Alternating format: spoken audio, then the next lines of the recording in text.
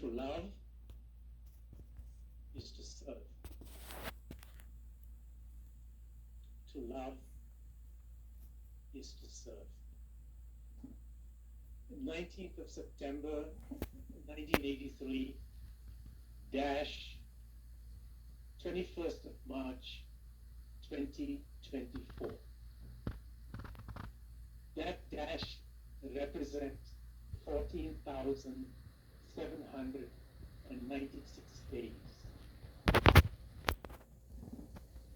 And it is my privilege to talk about that dash, because I've known this young man for 40 years, 6 months, and 2 days.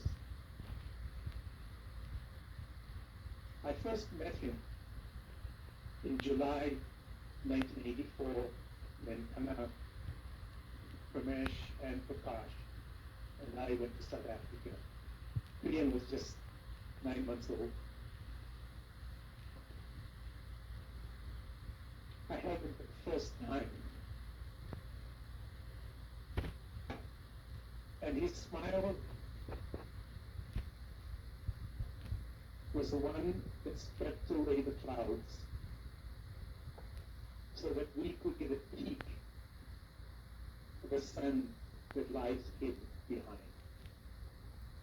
That is the young man we've come to honor today. I don't know whether even Babsi and Krean know this, Babsi and Ravraj know this. But my association with this family goes back 5 generations. I know Krean's father's mother's mother. They call her Maitama because she used to hawk her vegetables and fruit in Margate, and she was Margate Amma. And so we didn't know English very well, so we knew her as Maitama. My father's sister married into that family in 1949, and that's how I became related to Krean, and Devraj was my cousin at that time. What Babsi doesn't know is I knew Chittukuruvi from the time I was born, because Babsi's ancestors, grandparents, lived on the same farm that I was born on. So I've known that family from 1946 and the other family from 1949. That's a long time to know somebody. And Devraj and Babsi, I'm so humbled and grateful that you gave me this opportunity to talk about the young man that I admired all my life. Come with me on a journey. Come with me over a journey that lasts 4 decades. You've heard about my first encounter with him in 1984. That's when we first met him. And it was such a joyous time to be with him. And in the 1980s, it was wonderful. And Devraj and Babsi came to visit us and left the children behind, Vani. You haven't forgiven them yet, I understand. And Krean and Vani were left with Veni and Jimmy, and Babsi and Devraj came to visit Canada. I don't know pretty much whether you remember this, but it was in the Calgary Zoo. And I see Babsi standing by herself and she's crying. They say, go up. Babsi says, what's wrong? I'm missing my children. I remember that so clearly, and many years later we went back to the very same spot, Vani, I don't know if you remember this, to remind your mom and dad they missed you so much. So they came and visited us in Canada. And a few years later, it took them a whole year to emigrate from South Africa to Canada because they left South Africa on the 31st of December, 1988, and they only landed here in 1989, January 1st. And they lived with us for quite a few weeks. And when you live live with somebody, husbands, you can nudge your wives at this moment, when you live with somebody, you really get to know that person. And so we as a family, Kana and I, Prakash and Kumesh, we have the joy of watching these children. We come home, I come home, and you find these two beautiful angels around the table. And at that very early stage, I realized that Krean knew the meaning of to love is to serve. Because his tiny hands would take care of the older people in that place. So that was 1989. Let's go to the next decade. We come forward. And then we come to 1991. And I'm looking around, and I see Prakash, and I see Kumesh, and I see Kana, and Deborah, and Bob City, and Vani, and Sunny, and even Ruben. You know what I'm talking about, right? 1991, that famous Disneyland trip. 2 weeks on the road, Deborah cramped 15 people cramped into campus. That's when you get to know the real person. And Krean was just excellent, watching over Vani. And we traveled all across North America. We even crossed into Tijuana, Mexico. But Vani and Krean were on either side of a policeman. And the policeman's name was Prakash, because he was so petrified these kids would be kidnapped. In fact, we had to turn around and come back right away because Prakash wouldn't let them stay in this foreign land. So on that journey, we got to know each other very, very, very well. And then in 1995, on July the 1st, Prakash and Bunita got married. And I don't know if you remember this, but your son was an usher at that time, in his little red shirt, and Sonny Jared was there as the other usher. And they went, just serving. And that was amazing. Later on, Pumesh got married in 1999, September the 9th. I got that right, Pumesh?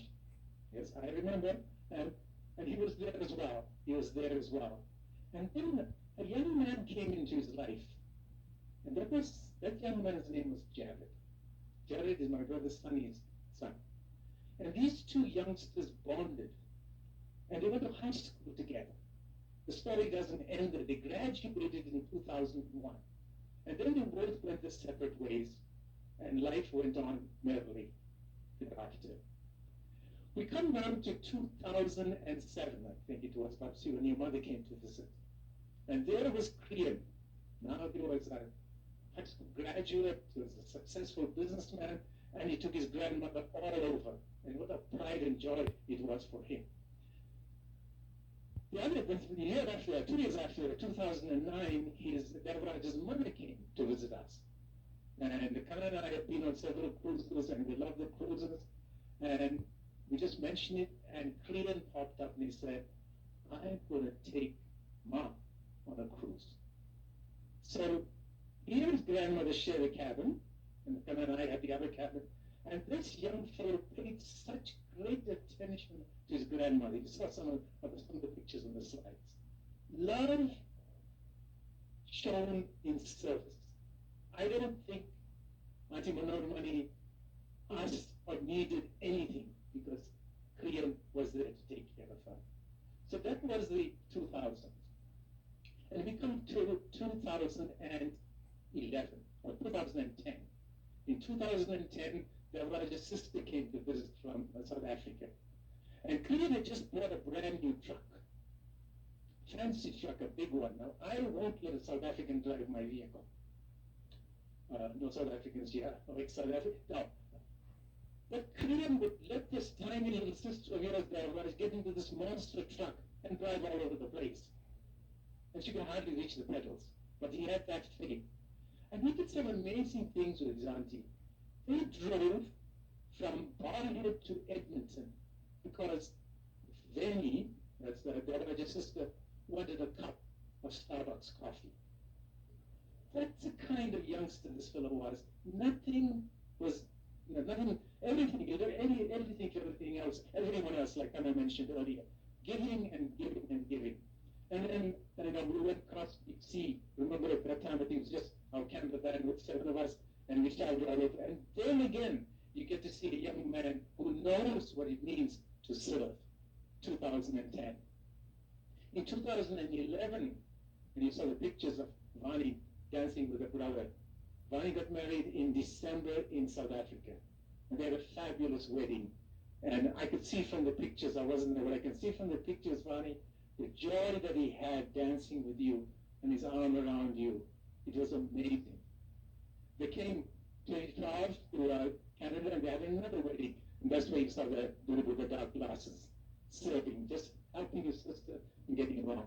And then in 2014, Krean became a real uncle when Quentin was born, right, Quentin? Somewhere in May 2014. And he became an uncle and he doted over this young fellow. Jared went back to South Africa and our ways parted and we didn't have much interaction until the magic moment last year, almost 10 years ago, on the 10th of April 2013. I had a knock on the door. There was the gentle giant. And he says, "Hello, Papa Joe." Very few people call me Papa Joe. But he did. Bunny's forgotten that she became anglicized. She calls me Uncle Joe now. But and my face just shined. I cried to see this young man looking so beautiful. He came in, and Jared and Krean and I sat around the table, and we spoke about all the years that had gone by, and he did so much for Jared, taking care of him. That was 2013. And so that final goodbye, he stood at the door, and I said, "Krean, see you soon?" He said, "For sure, Papa Joe." But there wasn't a see you soon. I didn't see him again. Until a light went out that day. And then when I was asked to pay this eulogy, I jumped at the opportunity because I wanted to imagine Bobsy and Vani and Rob and Quentin and the little girl whose name I forgot already. I want you to know that you've lost a treasure. But the treasures are not gone because, like Kana said, he lives in our hearts. And you know, I got a videotape from a Muslim friend in Miami just when she heard that I lost my nephew. And in the Muslim faith, they say, in this video at least it says, in order to honor the dead, you got to live and continue the legacy he left behind. I think it's beautiful. If we claim to love Krean, then we have to continue the service that he provided. Now, Krean and I were of different faiths. I'm a Christian, and Krean was a Hindu. But he was a believer in Sai Baba's teaching. The Sai Baba says that you have to love under every circumstance. Let not a single word, thought, or deed hurt anybody. Love. And Jesus himself said, love. Love everyone, including your enemies. Do good to those who do bad to you. Now, does that not show you exactly what Krean was? Thank you for coming. Thank you for listening. It's a joy to have you with us at this time because we celebrate a life. So thank you, Krean, my friend, my nephew, my grandson, my guru. I salute you, Krean, Vijendra, Reddy.